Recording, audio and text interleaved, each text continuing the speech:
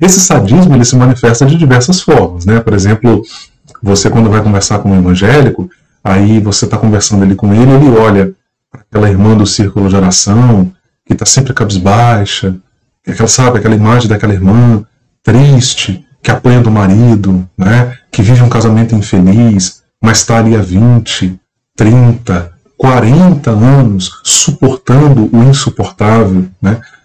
Para o evangélico médio brasileiro, que é esse evangélico que não pensa, que se alimenta só do que recebe na sua comunidade de fé, que não lê bons livros, que não dialoga com outras pessoas de outras tradições protestantes e tradições religiosas, se fecha apenas naquela realidade, naquele mundo, naquele contexto, e aí ele olha para essa pessoa e ele tem ela como arquetípica de uma cristã ideal, né?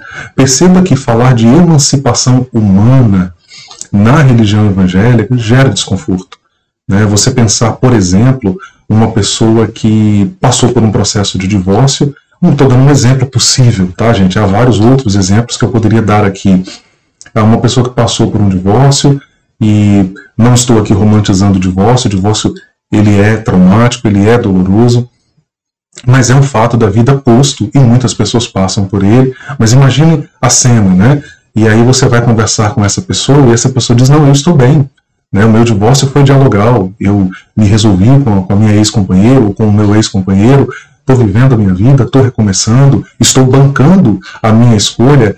O evangélico ele vai bugar a cabeça, ele não consegue processar isso, porque na cabeça dele o ideal é que você anule a si mesmo, é que você seja infeliz, é que você passe uma vida de sofrimento em nome de sustentar uma instituição, nesse caso, o casamento.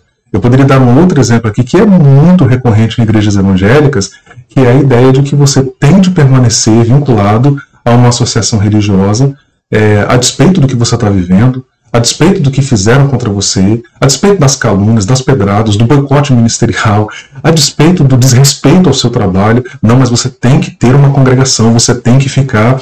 Não, olha, grandes homens de Deus do passado sofreram também, eram homens sofredores. Então perceba que existe um esforço para legitimar o sofrimento, e nessa legitimação subjaz uma satisfação com o sofrimento, com a angústia humana, no sentido de que não há espaço para que você considere fazer novos caminhos, né? Buscar novas formas de expressar e viver a fé cristã, sem necessariamente estar num lugar onde aquele lugar se torna para você um lugar de sofrimento, de angústia, onde você é massacrado, onde você tem que ouvir coisas horrorosas o tempo todo, né?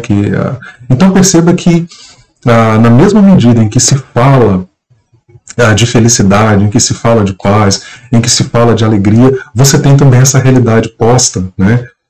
Às vezes, eu até inclusive já conversei isso com amigos, é interessante você ouvir aqueles testemunhos que na verdade não são testemunhos, são testemunhos, né? A mulher ficou ali 20, 30, 40 anos num casamento, sofrendo, não se divorciou por uma concepção religiosa, que nem bíblica e ficou ali presa a um relacionamento doentio, adoecedor, que a fez adoecer, que a impediu de desfrutar a vida de uma maneira melhor possível, mas ela preferiu ficar ali. Não, eu estou orando pela conversão do meu marido, eu estou orando pela conversão do meu marido que bate na minha cara, que me estupra dentro de casa, eu estou orando pela conversão do meu marido porque a despeito disso tudo ele é obreiro, mas eu estou orando, é o meu papel de mulher de Deus ficar aqui e suportar isso, né? Aí depois de 20, 30, 40 anos, esse marido finalmente muda o comportamento, esse marido finalmente se converte, aí ela vai para uma tribuna de uma igreja evangélica dizer que Deus fez um milagre na vida dela, né? É surreal.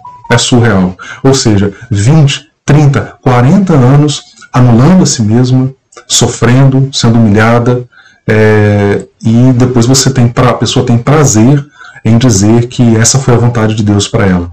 Então perceba que a religião evangélica, o imaginário religioso do evangélico, ele pinta um Deus que é um Deus horroroso, que não é o Deus de Jesus Cristo, que não é o Deus do Evangelho, que dignifica o ser humano, que reprova a violência, seja ela simbólica ou física. É um Deus que, o Deus revelado em Jesus Cristo, é um Deus de graça, é um Deus de amor, é um Deus que contribui, inclusive, para a emancipação humana,